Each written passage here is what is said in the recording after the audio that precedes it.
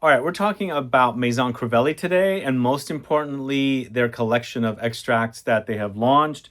I first discovered the brand around 2019, 2020, and at that time, I discovered Iris Molicon, fell in love with it. I love the powdery, creamy iris against the green galbanum with a leathery dry down. Super amazing. I really love this fragrance, to be honest with you, and I wish they made an extract of it, but they've never made an extract of a existing fragrance. But also along the way, I fell in love with Absinthe Boreal as well. But the brand started making extracts in 2021, and I actually met Thibaut, the founder of the brand, here in San Francisco. He came and did an event at ZGO. In fact, he came to the studio and we shot a video here. So if you're interested in learning more about Thibaut and Maison Crivelli, you can go catch that video. In fact, he came here for the launch of his first extract called Hibiscus Mahajád, and that's the first fragrance we're going to talk to you about. But they've got a pretty intense collection of extracts, and they've mostly been working with Quentin Biche for the extract, then Jordi Fernandez, then Gael Montero, and I think those are the only three perfumers for the extracts until the latest one, which is a tobacco one. I think it's an exclusive fragrance for... No, I think the tobacco is also Quentin Biche. I misspoke. So yeah, they've been working with three Givaudan perfumers for all of the extracts.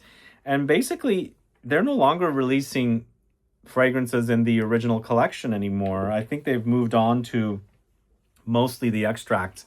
In fact, only the extracts since 2023, I think. But let me know your thoughts on Maison Crivelli. Are you a fan of the house? What are your favorite fragrances in the Eau de Parfum collection and also the extracts collection? What do you like? Add a comment below. But we're doing this in chronological order. We're starting off with the first one. Unfortunately, it's not my favorite of the line. It's Hibiscus Mahajád. So this one seems to be quite popular from the house. What is it about this fragrance that you guys like? A lot of people mention Delina. Delina comes up for this. I don't get the similarities whatsoever. But Hibiscus Mahajád launched in 2021. It's a Quentin Biche creation. It features the notes of hibiscus, blackcurrant, damask rose, vanilla absolute, hibiscus tea, leather, ambrette seeds, cinnamon, pomegranate, spearmint, vanilla orchid. What do you guys think of this? First of all, the extracts are super highly concentrated, very, very long lasting. I think in this fragrance, there's something contrasting with the fruits and the flowers that's bothering me. I think it's the sharpness, this it's almost like resinous contrast that's super cold and metallic against the fruity fun and the playfulness of the fruits and flowers together. I would say this is a fruity floral. And if I'm going to compare it to Delina, which is often, compared to, there's something soft and creamy in that fragrance that I'm not getting here. And it's that sharp contrast that's in here, super cold and metallic, that is giving me a bother. But I kind of like the idea. I just don't love this fragrance. It just never clicks with me. And so I can't rank it high, but it seems to be very popular with a lot of folks. What are your thoughts? Hibiscus Mahajád from the house of Maison Crivelli. In fact, I didn't find a favorite fragrance in the extracts from the house up until... the second year, which in 2022, the brand launched 3 extracts, and I'm going to tell you about those. I'm going to talk to you first about Ambre Chromatique, which unfortunately is also not a favorite of mine. And I'm a big fan of Ambre, and I was really, really looking forward to this. Really looking forward to it. Once again, it's a Quentin Biche creation, and it's got that same sharpness that Hibiscus Mahajád has. Remember, I mentioned in Hibiscus Mahajád, I feel like there's this resinous sharpness that is cutting through the fruits and flowers. And I feel like it's here, but there's no soft edges. It's just very sharp and not sweet and syrupy. But I feel like the resins, like frankincense and things like that, have been intensified. And if you've ever held resins in your hand, like frankincense, there is this kind of like soil, rock and stone kind of a texture to it. I feel like I'm getting that with some light sweetness, but a lot of smokiness. But this features notes of amber, pink pepper, frankincense, davana, akigala wood, benzoin absolute, osmanthus absolute, bark, bourbon vanilla absolute. I just wish it was a bit more syrupier, a bit more sweeter and not so cold, and because amber to me is a warm fragrance, so I would expect it to be warm and inviting. This is not that. But some people like fragrances like this. It's just not my cup of tea. There's also a strong pepper presence in this, which complements the frankincense perfectly. And I feel like it's an overdose of frankincense and pepper together and pushing the warmth down. And I wanted more warmth. So unfortunately, we've got two disappointments that we're starting off with here in the extracts collection. And some of you guys take it a bit seriously if I complain about a fragrance that's not working for me, especially if you like it yourself. Don't take it personally. It's just fragrance. We can't all like everything. I don't care for those two at all, and I never wear them. But we really love the next two. So the next two, we're starting off with Ingredients 072012. As you can see right here, I've used quite a bit of this because I really love it. I'm going to talk to you guys about this once I get to Safran Secret, because this fragrance launched as an exclusive fragrance for a shop in Prague called Ingredients. And I think it launched in 2022. And it was 10 years of Ingredients store because they launched or opened the store in 2012. So I'll talk to you guys about this when I get to the Safran Secret, because that's what fragrance became. But I have to be honest, this is one of my favorites from the house in the extracts collection. And it's created by Gael Montero. But that was not widely released until the Safran Secret. But the next one was a wide release. But unfortunately, it's an extremely polarizing fragrance. I love it. I enjoy wearing it, but a lot of people don't like it. I'm talking about Patchouli Magnetik. Also, I have to say, out of all of the extracts, this is probably the most potent. Super intense, a little goes a long way. A little goes a long way. But you know me, I love my patchoulis. This is a patchouli bomb, but it is so super creamy. I mean, it's almost creamy to the succulent direction. So this is once again a Quinton Biche creation. It features notes of patchouli, gardenia, white peach, frangipani, leather, benzoin, sandalwood, and vanilla absolute. Garners me compliments. It's a little goes a long way. It's also patchouli, which is one of the longest lasting notes. So, but the patchouli is swimming in a super milky, creamy, fruity soup. It's so thick and dense. And when you wear it, again, one spray, two sprays. I mean, I'm an oversprayer, so I'll go with like 5.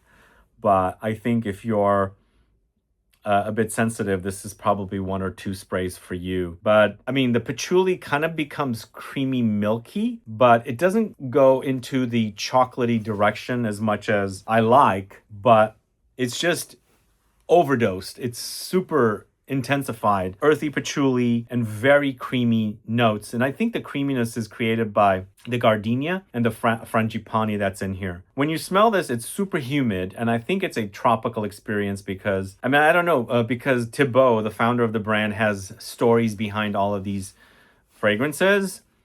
And so I don't know what he experienced in order to be inspired or influenced for this fragrance, but I feel like it's very tropical because of the gardenia and the frangipani, and that's what's creating a super creamy layer. But of course, we've got vanilla and sandalwood in here, and benzoin as well to create and intensify the creaminess. But if you're a patchouli hater, then this is not for you. If you do not like super strong fragrances, this is not for you. But if you love intensity, if you love patchouli and you like that creamy factor about fragrances that go into the creamy direction, then Patchouli Magnetik should satisfy. But I have to be honest, it's a very polarizing fragrance, and I think the intensity has a lot to do with that. All right, next, I think this next one might be the most popular extract now from the house. It's Oud Maracujá. Oud Maracujá is created by Jordi Fernandez. I do enjoy it, but I prefer Oud Cadenza more, and I'll get to that in a little bit. But at first, Hibiscus Mahajád was the most popular extract from the house. Now I think it's the second most popular. I think Oud Maracujá is probably what sells the most. And this launched in 2023, features passion fruit, oud, leather, akigala wood, saffron, Siam benzoin, Spanish cistus, Turkish rose, Indonesian patchouli. Yeah, I can see why people love it. It's oud, which is super strong, a little animalic, very woody, kind of rough around the edges, slightly moldy kind of smell, because I get that from oud once in a while. But it's cut with the fruits, which makes it easier to wear. But the overall experience is super, super intense and potent, very, very long lasting. And I think, people love fruity fragrances, and it's almost like making a serious fragrance, much more playful by adding the fruits in there. I enjoy it. It's an enjoyable fragrance, but I still prefer Patchouli Magnetik. And again, my favorite is Ingredients or Safran Secret. But there's a few others that are coming up I'll talk to you about. I think Oud Cadenza I enjoy more than, I know for a fact I do, because it goes a little bit gourmand. And when I have to pick between gourmands or fruity fragrances, I much prefer gourmands over fruity fragrances. But this is not a bad fragrance. I enjoy it. It's just super long lasting. The whole entire collection just really lasts a long time. But that is Oud Maracujá. It's super red berry forward. It's passion fruit, but there's a red berry quality, and it also goes leathery in the dry down. It's also ambery, of course, leathery because it's got the leather note and it's got that saffron note as well. So we've got about 2 or 3 different releases per year. I don't know the actual order these came out in, so I apologize. I'm not putting them in the exact order. I'm just talking about them by the year. But this is Oud Stallion. It came out in 2023. I think Oud Stallion might have come out before Oud Maracujá. I can't remember, because Oud Stallion is in this green bottle, so I think it was a Harrods exclusive. There was all these exclusivity things happening. But this is a very leathery take on oud, I think. Although I think this is leathery light. To me, it has, it's got quite a bit of leather. It does. I thought maybe I had more saffron than leather, but it gets quite leathery when it's drying down. And for me, it starts off with oud, and I think the Stallion name comes from the leather idea. There's light rosy touches in here, but I think the rose is certainly not the star. It's the oud and leather for sure. But for a full notes breakdown, we have leather, oud, saffron, Turkish rose, Atlas cedar, Indian cardamom, nutmeg, patchouli, tonka beans. I think it's a solid release. The rose is not super strong. Again, the spices are there. They're really, really pushing the leather and oud forward, and then of course it goes a little bit ambery and woody in the dry down. But this is definitely more masculine leaning compared to the Oud Maracujá. I would rate Oud Maracujá and Oud Stallion equally, I think. But Oud Cadenza, on the other hand, really enjoy this one. But Oud Maracujá, Oud Cadenza, Oud Stallion, all created by Jordi Fernandez of Givaudan. Man, Givaudan perfumers are very, very popular. But what I like about this one is that it has a similar kind of oud that's in Oud Stallion and Oud Maracujá, but it's got these kind of toasty, spicy, and warm, resinous notes along with the oud. But it's got oud, roasted Venezuelan tonka beans, bourbon vanilla, dates, davana, roasted cane sugar, cinnamon, myrrh, saffron, cocoa absolute, cardamom, patchouli. This stuff smells great on me. I absolutely love this. It's fantastic.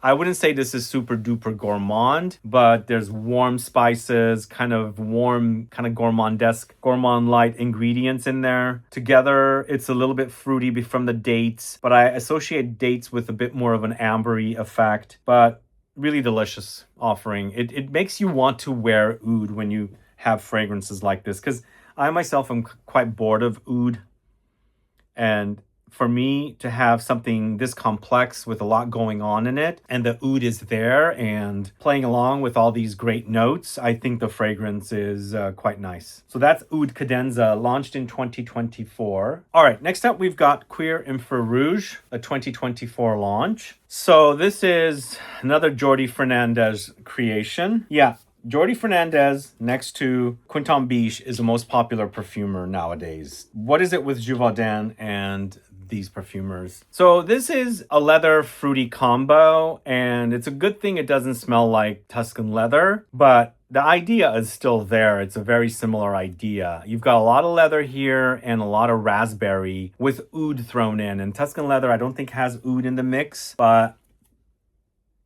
the result is quite lovely. I enjoy this one. But I'm a little bored of leather fragrances as well, you know? Leather and oud. But you've got both of them here. You've got a little warmth from vanilla. There's some soft, warm spices like cinnamon. There's tonka beans, cedar, iris. The leather, raspberry, and vanilla are a really great mix with the cinnamon. So it's a bit warm, freshened up by the raspberries, fruitiness, and you've got the woods and oud in there together. A very masculine offering, I think. For me, if the raspberry was not in here, it would just completely fall on the other side. The raspberry kind of balances it out, I think. Adds a layer of freshness that kind of otherwise screams super dense. So it just adds a little bit of a gentle, fruity freshness in the mix where all the notes are super dense and base notes heavy. You've got a little bit of a lighter effect happening with the raspberry note that's in here. But it's a great scent. Where would I rank it? We're going to do a ranking after the video. But here is one of my favorites from the house in this collection. It's a Quinton Biche creation, and it's Tubéreuse Astrale. As you can see, I've used quite a bit of this one. It's also a super strong fragrance, so very long lasting, but it's a creamy floral with the tuberose, and it's got some fruitiness in there, and it's got some spices in there. It's typical of the signature style of Quinton Biche's creations. It's a bit minerally and spicy. On skin, there's a little bit of cumin, but a compliment magnet for sure. People love this one on me. They love it when I wear it. And again, it's very long lasting, super smooth. It's a great scent. This came out around the same time that I think Marc-Antoine Barrois launched Tilia. And I feel like there's a little bit of similarities between the two because both of them are the same perfumer. But of course, Tubéreuse Astrale is an extract. It's really, really intense and long lasting. I wouldn't say it's the longest lasting here. I think the longest lasting is a patchouli. At least to me it is. But this one has great longevity and it's also super sexy. And the fact that the tuberose is very modern. I mean, it's not very vintage smelling tuberose, but super creamy and intense. And bubblegummy. Bubblegummy is another word for this. Definitely have the bubblegum effect. So Tubéreuse Astrale, let me know if you're a fan. That might be my number one in this collection. We'll see. But next, we are talking about Safran Secret. So going back to ingredients 07-2012, I remember when this came out, I really fell in love with it, but they did not publish notes. So you'd have to kind of guess and figure out what the notes are. But now we know it's woods, it's saffron for sure, and I think there's a little bit of amber in the mix, but to me it acted a little bit like a molecular fragrance, so there's probably musks in there that they're not disclosing. But Safran Secret is a saffron bomb. The saffron is kind of grassy. Idea of the steel wool pad comes to mind when I think of saffron, and since it's got that kind of like, you know how grass is, it's grassy vetiver. I always thought that there might be a little bit of vetiver here because it acts a bit grassy, but more in a metallic way. But to me, there's a bit of fruitiness and ambery touch in here and a lot of musks, but it smells so great on skin. Really wonderful on skin. Very long lasting, but it's not one of the longest lasting ones here. It's a great fragrance to wear. It's a long lasting fragrance that doesn't overwhelm like Patchouli Magnetik. People are freaked out of that fragrance. This is a very enjoyable fragrance. It is masculine leaning also, very masculine leaning. So I would say it's leathery, but again, it's acting a bit more molecular. Like there's a lot of musky notes in here, I think. The only notes that they're disclosing, I think, are the saffron, of course, and the woods. But to me, I think there's even something a bit fruity comes to mind with this one. Is the saffron going a little fruity? I'm not I'm not aware that saffron can go fruity, but I do pick up a light fruity amber thing happening in this. But it's a fantastic offering. Definitely one of my favorites from the house. So that's Safran Secret, created by Gael Montero. And then the latest offering is Musc Nurasana. I thought I would really enjoy this one. Unfortunately, I'm not enjoying it as much as I wanted to. This is also Gael Montero. This is a 2026 launch. It features notes of damask rose, frankincense, musky notes, bergamot, tonka beans. I think it's the frankincense that I'm not really enjoying that Gévaudan uses. Ambre Chromatique had the frankincense. Hibiscus Mahajád had the frankincense. And it's back here with Musc Nurasana. Because Gael Montero is also part of Gévaudan, and it's this strangely resinous note that just is not clicking with me. It's a very Middle Eastern take on musk, and I'm not the biggest fan of rosy musks, so maybe that's also another reason. I love musky notes and musky fragrances, but just for some reason, it's not really clicking with me that much. What are your thoughts on Musc Nurasana? Are you a fan? Add a comment below. And of course, there's a new fragrance. I think it's exclusive to a Doha store. It's called Tobacco Carnaval. I wish I can get my nose on it. It sounds amazing. It's a tobacco fragrance created by Quinton Biche, and it has notes of tobacco, gourmand notes, spicy notes, resinous notes. It sounds amazing. Thankfully, it doesn't have that frankincense note. And I think that's the note that's bothering me with some of these fragrances, that's not making them to be my favorite fragrance from the line. But let's do a ranking of the fragrances. I think Safran Secret gets the #1 spot, but it's really tough between Tubéreuse Astrale. Number 3 is Oud Cadenza. Number 4 is Patchouli Magnetik. So now that we've got those out of the way, those are my favorites in the line that I would pull for a lot. I would put Oud Maracujá at number 5, Cuir Infrarouge at number 6, Oud Stallion at number 7, Musc Nurasana at number 8, I guess Hibiscus Mahajád at well, it's a toss-up between Hibiscus Mahajád or Ambre Chromatique to round out the list. But that's my list of the extracts. Since we're talking about the extracts, we're not talking about these fragrances, because if I was, Iris Mollicon would be high up there as well. But let me know your thoughts on these extracts from the house of Maison Crivelli. And let me know if you've got your nose on Tobacco Carnaval. Should I hunt a bottle down? Let me know, add a comment below. Me being a fan of tobacco, I can't wait to get my nose on that one. But what are your thoughts on these fragrances? Let me know your ranking as well. And what are your favorites from the extracts of the house? And also let me know if you have favorites from the regular line as well. Thanks so much for watching today's video. If you have any questions or comments, please list below. Please interact with the video, like it, share it, comment, add a comment, and reply to some other comments as well. That helps with the video and that helps with the algorithm and gets the video out. And last but not least, don't forget to subscribe and click that bell icon. I'll be back with more videos very soon. Have a good one. Bye-bye.